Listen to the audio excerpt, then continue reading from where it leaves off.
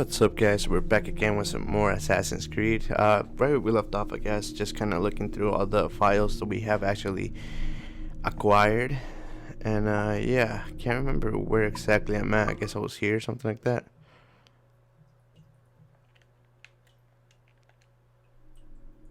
Uh-oh, sorry.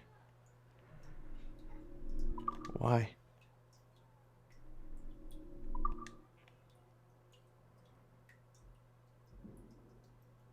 Any moment now? Okay, there it is. The dawn of the deadly 18th century. Rogues and sailors band together to live their lives by the sword. With no laws or morals, no gods, and no fear. Only betrayal, mutiny, cruelty, and debauchery. There is plunder to be found on golden beaches. Will you risk life and soul to fight the pirates of nightmares? Benjamin Hornigold, Calico Jack, Charles Vane, and Blackbeard?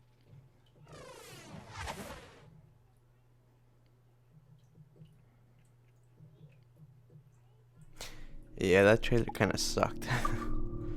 From Edward Kenway. Okay, so chapter 3. She was in the old Shelley Law in the tavern hallway between the Hatherton and Bristol, a regular haunt of mine, and something in the summer when mother and father toiled over the shearing at home, when I'd have to make more regular trips down into town than several times a day. I admit I hadn't taken much notice to her at first, which is unusual for me because I like to pride myself on knowing the exact location of any pretty women nearabouts. And besides, the Shillelagh wasn't exactly the sort of place you expect to find a pretty woman. A woman, yes, a certain type of woman, but this girl I could see wasn't like that. She was young, about my age, and she wore a white linen coif and a smock looked to me like a domestic, yeah. But what made me aware of her wasn't her clothes, it was the loudness of her voice, which was quite in the contrast to the way she looked. She was sitting with three men, all of them older than her, who I recognized at once: Tom Copley, his brothers Seth and Julian, somebody whose surname escaped me, but who worked with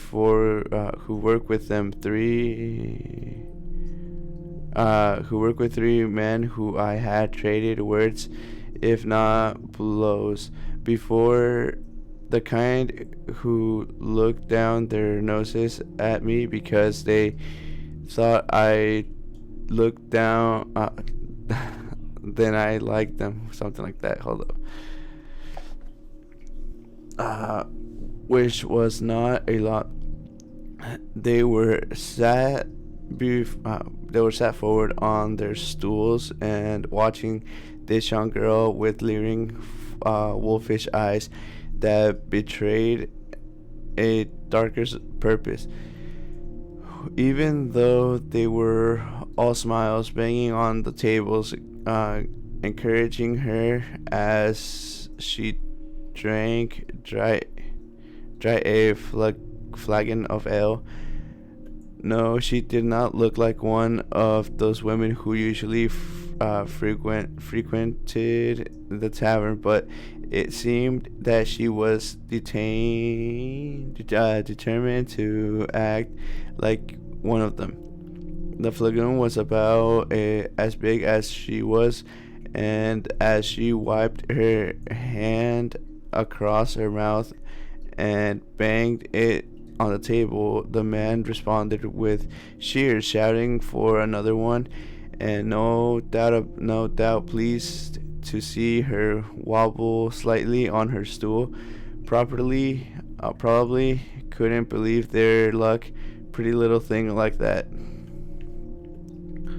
I watched as they let the girl drink yet more ale with the same tumult accompanying her success, and then as she did the same as before and wiped her hand across her mouth, but with an even more pronounced wobble, this time a look passed between them, a look that seemed to say, the job is done. Tom and Julian stood and they began in their words to escort her to the door because you've had too much to drink. My lovely, let's get you home, shall we? To bed, smirked Seth, thinking she was saying it under his breath, even though the whole tavern heard him. Let's be getting you to bed. Damn, this thing is like very freaking long. I passed a look to the barman, who dropped his eye and used his apron to blow his nose. A customer sat down the bar from the turn away as I appealed to him with my eyes. Bastard might as well have looked to the cat for help, I thought. Then, with a sigh, banged down my tankard, stepped off my stool, and followed the cobblestone into the road outside. I blinked as I stepped from the darkness of the tavern into the bright sunlight. My cart was there, roasting in the sun. Beside it, another one that I took to belong to the cobblestone. On the other side of the road was a yard with house set far back, but no sign of a farmer.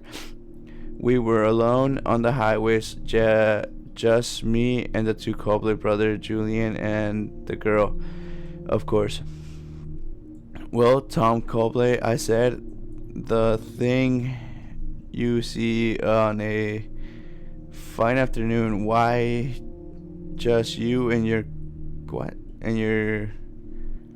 cronies are getting drunk and getting a poor, defenseless young woman even drunker. The girl sagged as Tom Cobley let go her arm and turned to address me, his finger already raised. Now, just you stay out of this, Kenway. You young good for nothing. You're as drunk as I am, and yet, and your morals just as loose. I don't need to be given a talking to by the likes of you. Seth and Julian had turned as well.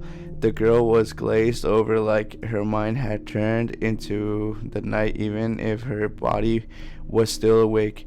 Well, I smiled. Loose morals I might have, Tom Cobley, but I don't need to pour ale down a girl's throat before taking her to bed, and I certainly don't need two friends to help me at the task. Tom Cobley reddened. Why, you cheeky little bastard, you! I'm going to put her on my car. Is what I'm going to do, and take her home. I have no doubt that you intend to put on your car and take her home. It's what you plan to do between putting her on the cart and reaching home that concerns me. That concerns you, does it? A broken nose and a couple of broken ribs will be concerning you useless, unless you mind your own bloody business. Squirting, I glanced at the highway and where three bordering the dirt track, stone cold and green in the sun, and in the distance was a long figure of a horse, shimmering and indistinct. I took a step forward, and if there had been any warmth or humor in my manner, then it disappeared now, almost of its own accord. There was a stillness in my voice, and when I next spoke. This thing is long.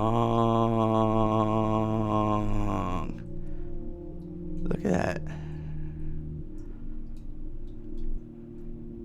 So this is just basically a story about how he met Caroline, no?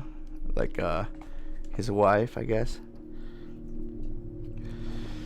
Next spoke. Now, you just leave that girl alone, Tom, or I won't be responsible for my actions. The three men looked at one another in a way they'd done as I asked. They let go of the girl, and she seemed almost alive to slide to her hunches, placing one hand on the ground and looking at us. Okay, you know what? I'm not gonna read. It's too freaking long. I'll probably just like it's a lot. Like a lot. I like to want you guys to like donate. Oh, it's way too long.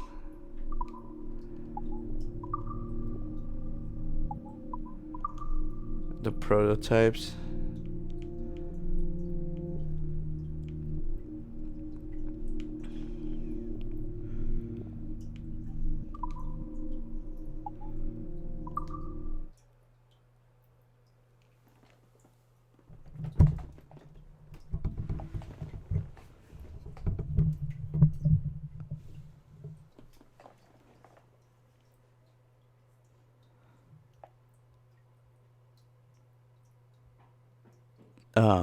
There's no audio to this, right? It's not just me. Okay, going away.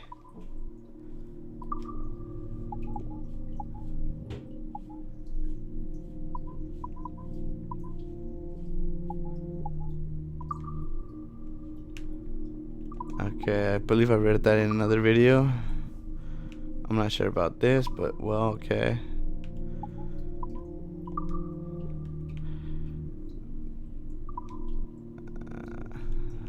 Divine science.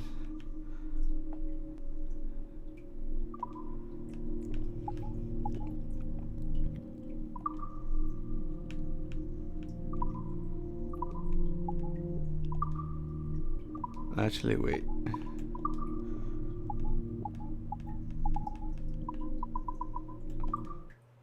December 23rd, 2012. Sample Recovery Unit Team Lead Fisher Case reporting on Subject 17, Desmond Miles. The subject was deceased and unattended.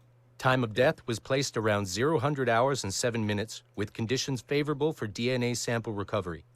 We had some initial concerns about interference in the vault, but given the skill and talent of this team, we were able to capture useful data. I personally retrieved the subject's backpack and extracted a number of objects of interest to undergo detailed analysis.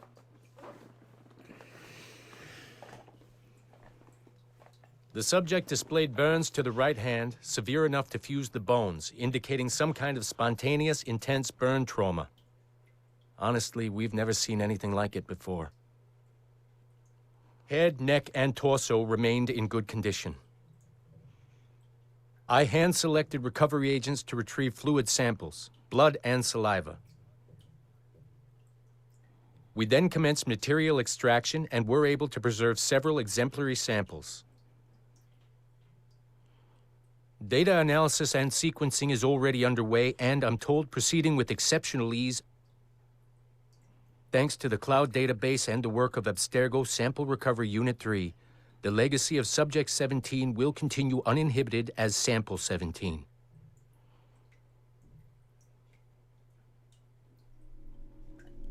Okie dokie.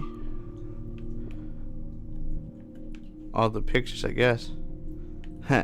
He took a selfie before jumping, I guess.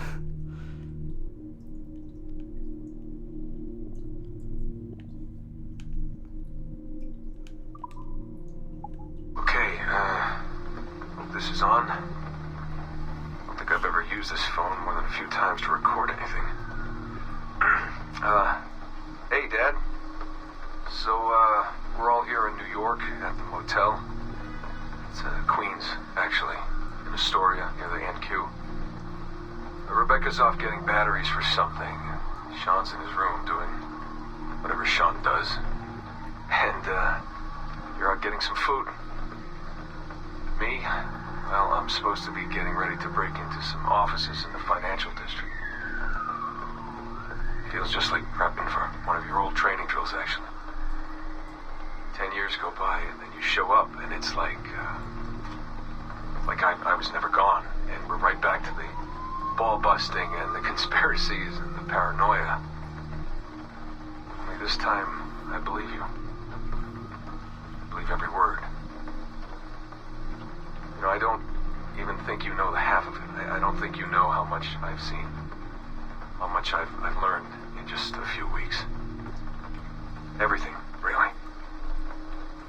I feel like I've lived 1,000 years, or 10,000 maybe. It's impossible to explain. But when you see that much of the world through the eyes of so many, you can't help but be sad. And to see all these incredible, intelligent people fight the same battles, make the same mistakes over and over again. Because culture and knowledge and history, these things, they aren't passed on through our genes. Every kid on Earth needs to relearn the basics. How to live, how to survive, how to stand up for what's right. So much is lost in the transfer. So much is added every generation. It's a shame. I mean, over and over, everything must be learned again.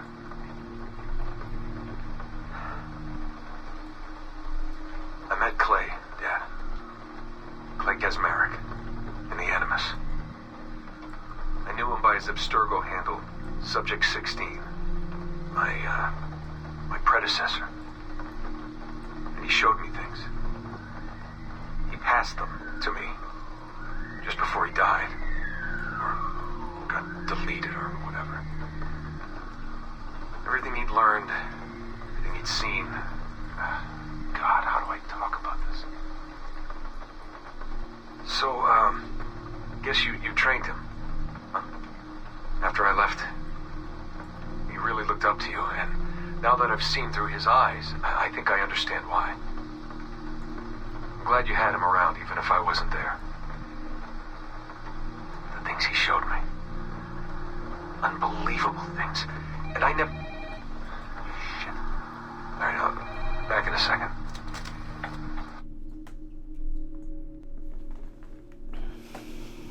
Okie dokie, that's memo number 1. Okay, it's been a few weeks since the last recording. Sorry about that. Of course, I guess it's just a few seconds for you. I'll leap down the playlist. Anyway, I was talking about Clay. Gesmerick, Subject 16. So, when I fell into a coma back in Italy and woke up in the Animus Black Room, it was, so calming. It felt like I had woken up into a dream. Haze. A dream where none of this mess had ever happened. Felt like I should just be getting ready for another day of pouring drinks at bad weather, and another day of complaining about being between girlfriends and wondering what the hell to do with myself. But, when I saw Clay, just sitting there, it started to come back, you know, piece by piece, and when he told me about Lucy, fuck, you know, it hurt. You know, realizing that I killed her without thinking or feeling anything. Not at the time, anyway. Well, then, things just kept piling on. There were more memories of Ezio and Altair and the first civilization. And then, right before he vanished, Clay passed on his memories to me. He showed me everything he had seen and lived through, and it was brief, but overwhelming. I'm not really sure how to explain. He saw glimpses of Adam and Eve and their escape from slavery. He saw the beginning and the end of the war between the first Civ and humans. He saw Minerva, Juno, and Tinia trying to work out their calculations. At least that's what they called them. They had these tools, these powerful machines that could predict possible futures. Not what was going to happen, but what could happen. Probabilities. And, well, they spent a lot of energy trying to figure out what was the most likely scenario for the future. Theirs and ours. And in the end, I guess they figured I was their most likely candidate.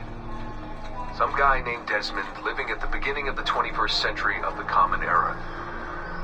But which Desmond was the right one? Because, you see, probability is a weird thing. It can branch out in so many ways. Which version of me did they need? Was it the Desmond who got married early and had a son? One who stayed single in New York? Or was it the Desmond who moved to San Francisco to be a waiter? Maybe it was the Desmond who worked at an auto body shop in Chicago, or maybe it was the me who never ran away from his parents in the first place.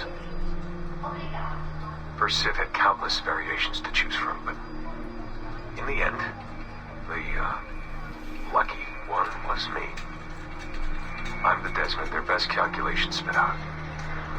I'm the Desmond they left their messages for, and I guess I have to live with that honor. What an honor. Pretty tired. There'll be more later. Ciao.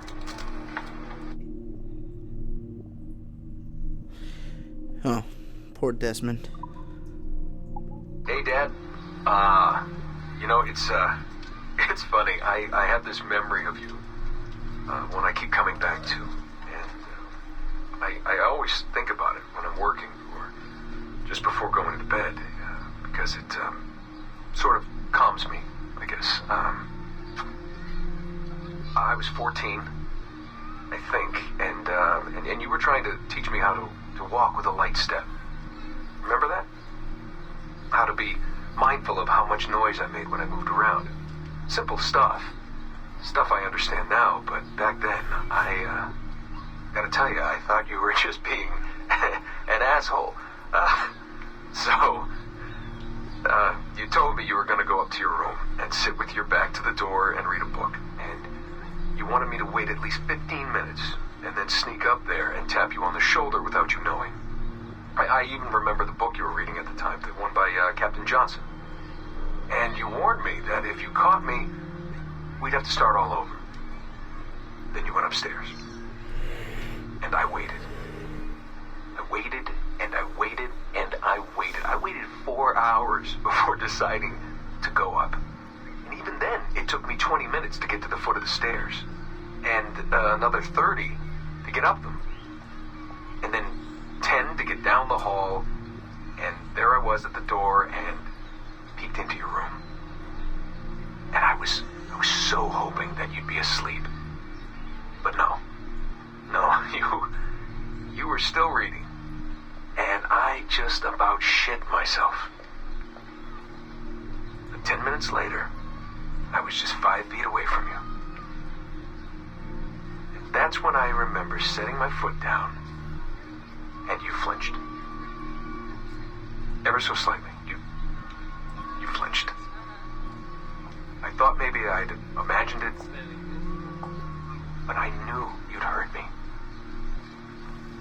You didn't say anything. You just checked your watch, you reached for your drink, you took a sip, and then you kept reading. But I knew I'd failed. You didn't say anything. I didn't understand why. Then I lunged and tapped you on the shoulder, and you turned around, and oh, fantastic, you said, and you scooped me up, and you gave me a big hug, and I didn't say anything. But Dad, I was so pissed off. I wanted to scream at you. I failed, and you knew it, but you said nothing. And I stayed mad for weeks. I thought you were patronizing me. I thought maybe you decided right there that I was never going to be the man you wanted me to be.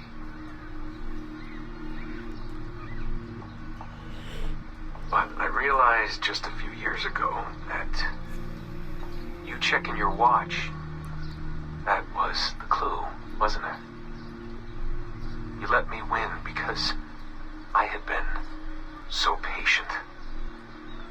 I guess that impressed you. You know, maybe at that moment you thought it might be better to be my dad instead of my mentor. I don't really know. Maybe for you they're one and the same. You know, either way, I'm happy to know that both my mentor and my dad are looking out for me that day. I didn't understand that then. I think I do now.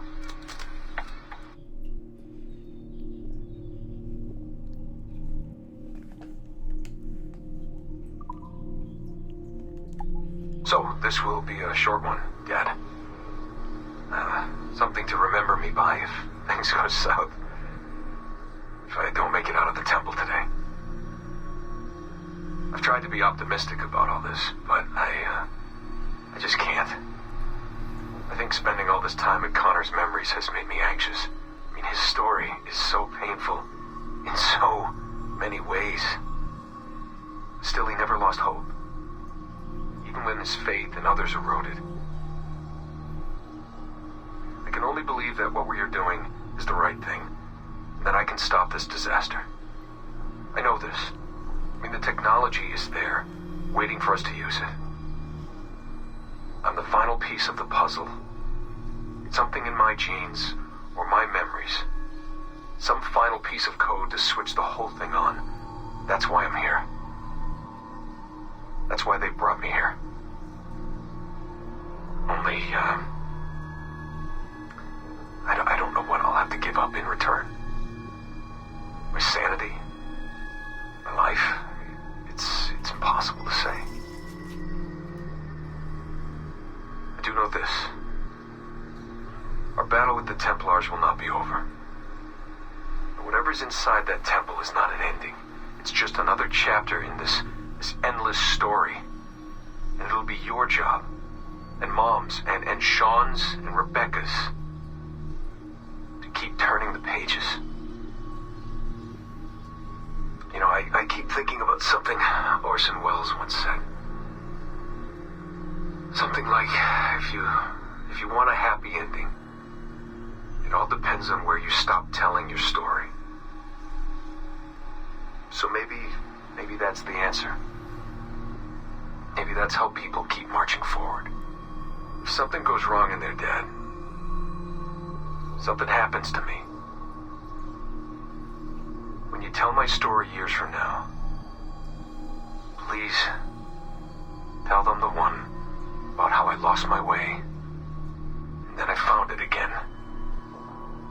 Just in time to save the world. And just end it there. That'll keep everyone smiling.